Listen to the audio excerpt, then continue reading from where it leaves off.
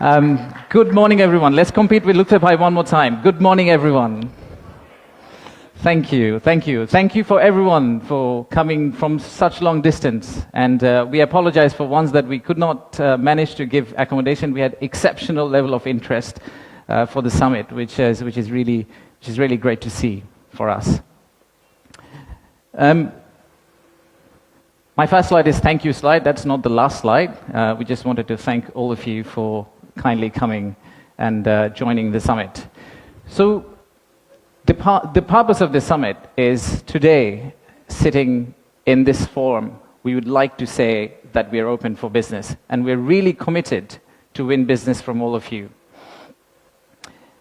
And to do that, we have already thrown Lutfi Siddiqui at you, not literally, but verbally. We'll also throw a Nobel Prize winner at you. We'll do anything to make sure that we win business from you. But first, I would like to take you to future. Let's think about a movie, Back to the Future. Let's go into that set and imagine that we are in 2035. In 2035, how would Bangladesh look like? You'll all be here again. My successor is going to be here presenting. That will be the 10th investment conference for us. And in that conference, we will not be talking about a rising economy, but we'll be talking about a regional manufacturing powerhouse. A country that's connecting east to the west, a bridge that connects Himalayas to Bay of Bengal, a manufacturing hub that is infested by global investors and local investors who are now exporting to the rest of the world. That vision, that imagination is what's driving us today. But it all started actually about 8 months ago. So from the future, let's go back in time to August 5th, 2024. It's a personal story for almost all of us. Unfortunately, I was in Singapore in an investment banking trading room, but my family was here. My wife was on summer holidays. My brother, who came from Cambridge for summer holidays as well, they were all out on the street, part of the protest. So at around noon, Singapore time, I asked them, what's going on? What's happening in Dhaka? So what they did was they were part of a crowd. They looked forward, they took a selfie. Sorry, not a selfie, a photo what's ahead of them, and they turned back and took another photo of what's behind them. So this first photo was what was ahead of them. And this one was what was behind them. So we need to digest exactly what happened at that time. The young population, the entire youth, was out on the street, demanding transparency, demanding opportunity, demanding democracy, demanding freedom of speech. And that's what has brought us here today.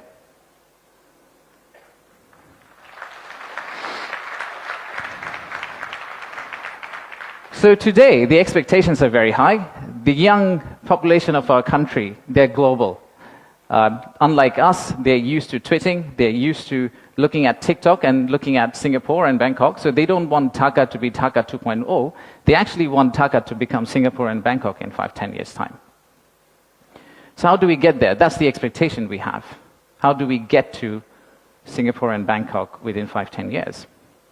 How do we unlock the energy that we got during the August Revolution? How do we harness that energy and convert it into employment generation and industrialization? The story for Bangladesh was always there. A lot of you already know about it. We have 180 million domestic market. We have a young population. Almost half of it is less than 25 years old.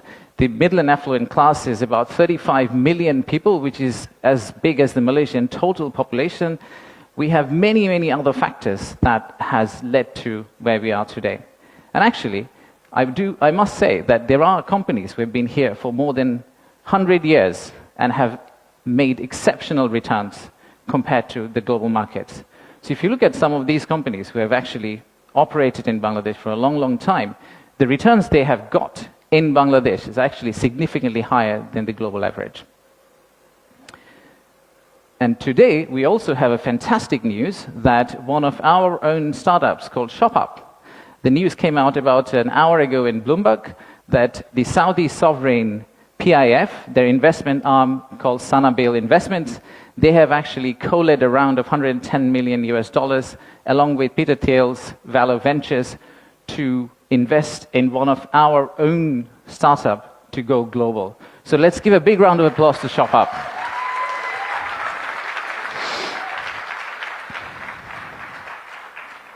So that's today. That's today. So what's tomorrow?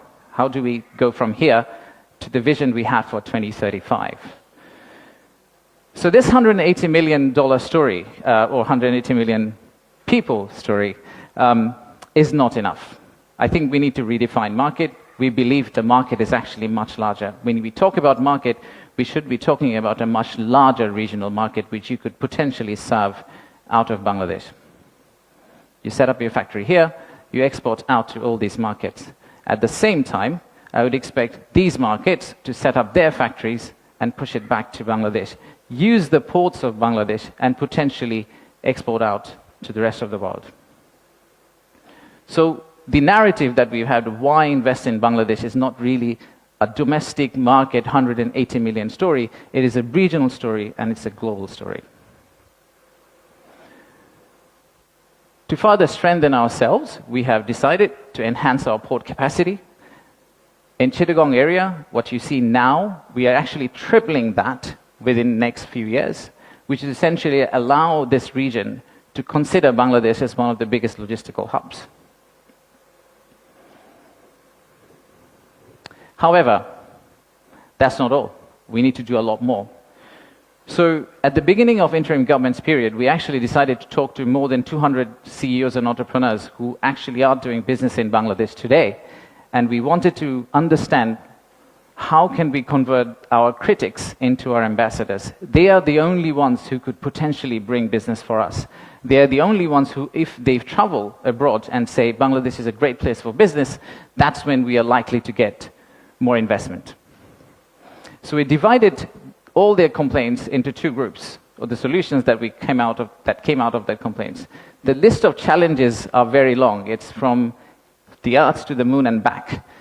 But we whittled it down to a few action items, some of which are short-term wins, so some of that you see here, some of which are actually long-term policy reforms that we would like to also undertake and set the direction of travel for the country in the right course so that the incoming government, the next government, the political parties who come and start driving this economy, they can follow the same script for us.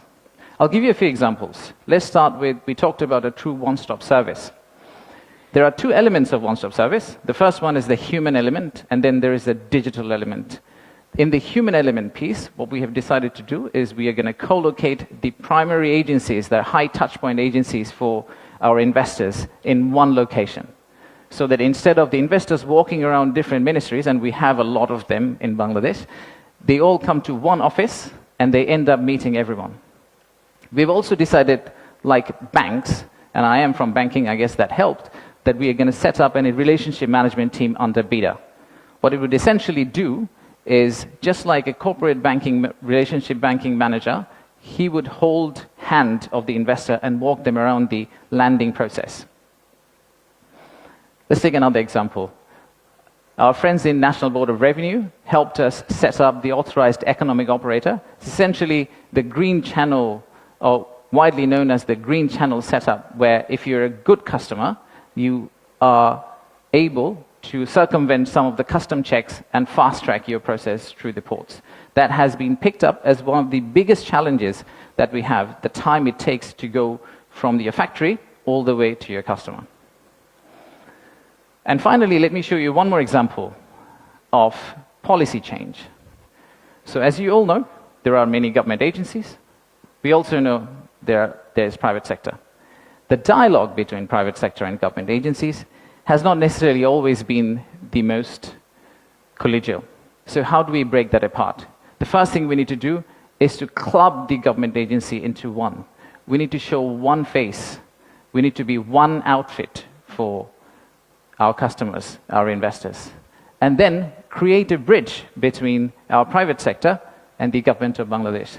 So what we are planning to do is to set up a private sector advisory council that will actually counsel the head of state directly on a regular basis, essentially voicing the changes that they would want to drive the economy forward.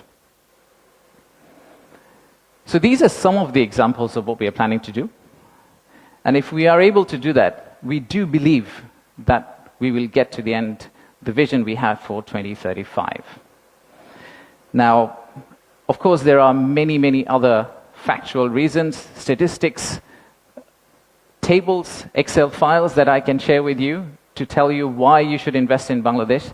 In fact, the next slide will have a QR code which you can scan and download, which will have essentially this presentation. So you didn't have to take the photos of the presentation, by the way. You will have this presentation, and you will also have an appendix of facts and figures and why we think competitively we're actually in a very better place than our competitors. So please watch out for the QR code. But before I go there, I would really like to finish off with this. There are economic reasons to invest in Bangladesh, but I really don't want you to invest in Bangladesh for the economic reasons. If you really think about investing in Bangladesh, think about investing in Bangladesh because of the transformational journey you're going to be part of. For the odd mixture of warmth and resilience our people have, and our century-old culture paired with the shared values that we have with you. So I rest my case here. Thank you very much for coming, and enjoy the rest of the day. Thank you all.